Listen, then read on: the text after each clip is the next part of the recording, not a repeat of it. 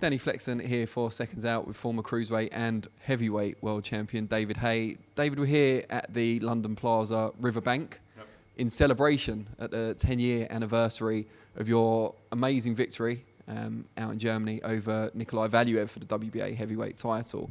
First thing I wanted to ask you, your two biggest victories in your career both came on away turf. Yeah. How much does that add to your legacy? You know, a lot of fighters over the years have had home comforts when it comes to fighting or challenging for their big fights. But I like the fact of going to foreign soil. It kind of gives it the extra little tick of toughness. You know, you're fighting against the referee, the judges, the promoters, the changing room. There's so many elements that are out of your control when it's on a foreign promoter's event. And you know, I think if you're going to do something, do it the hard way. And I definitely, you know, going over to Le Valois in Paris to fight Jean-Marc Mormec on a Don King promoted event was a tough one. You know, it was a fight that his style was all wrong for me, and he knocked me down in the fourth round. I was able to get up and knock him out. So, you know, doing it a tough way. It was nice, but it was nice then to have my coming home, sort of homecoming fight against Enzo Maccarinelli at the O2 Arena. So I did it the tough way, then unified the belts on foreign soil in my local O2 venue, and it was then obviously challenging Nikolay Valuev for the heavyweight title in Germany on foreign soil once again. It wasn't a big deal for me because I'd done it already as a cruiserweight, so I wasn't worried about the judges, I wasn't worried about the referee. You know, I knew that you can take control of your career and you can manifest what you want out of any situation, and I got what I wanted from the situation, and it turned out to work out okay. What do you consider the better win out of the two, and where do you think it rates in terms of British wins abroad?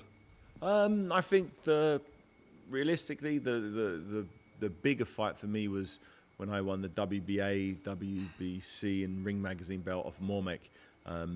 It wasn't that long after I'd lost to Carl Thompson, so it was probably 4 years after that.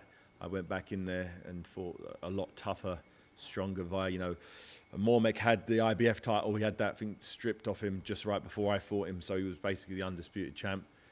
And to beat him, it was that was a tougher. Mentally, it was tougher for me because I knew his style didn't gel with mine in a good way. You know, he had a similar style to a guy called Jacob Fragomeni, who I defended my European title against and got a cut, and it was a hard fight. And this Mormec was just a bigger, stronger, faster, more accomplished version of him. I'm like, oh, here we go. And I knew it would be tough, and I got knocked down heavily, but I was able to weather the storm and come back. But I was in supreme condition. I trained in North Cyprus for that fight, and I really whipped myself into shape because I knew that was the one. Without that happening, without me winning that fight, you know, my whole career wouldn't have gone the way I wanted it to. I wanted to be the cruiserweight champ. Then I wanted to do what one man in history had done in the past, Evander Holyfield, and move up and beat the big boys. Getting back to the Valuev fight, yourself and trainer at the time, Adam Booth, came up with the perfect game plan against such a larger opponent.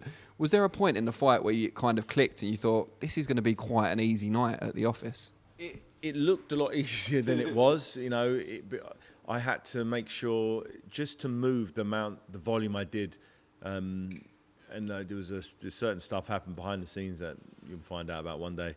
But it was, when the book comes out, it was a lot tougher than it looked. It looked easier than it was in there, and that was the plan. The plan was to make it look easy.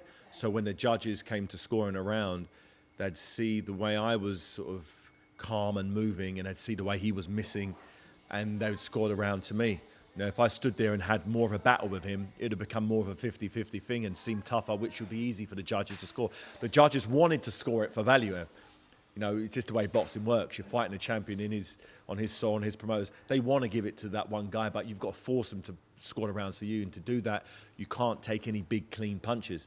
And my whole plan was to take as few clean shots as possible, but land as many clean shots on him. There wasn't a massive punch output, but the punches that I did land were significant, and the punches that he didn't land missed by quite a bit. And it then manipulated the judges to have to score the rounds to me. They tried. Most of the judges. Yeah, one of the judges had it even. The others having had it by 4 rounds.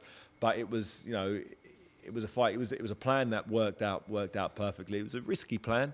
I tried to knock him out early, but broke my hand, and I nearly done him in the last round of a big left hook, and he wobbled his legs for the first time in his career.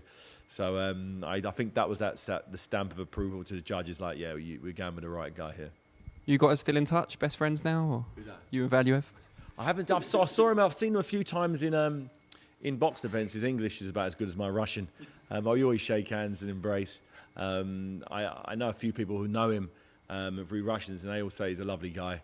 I gave it loads of. He was a big smelly beast and all that stuff in the pre-fight hype, but it was all banter just to hype the fight up.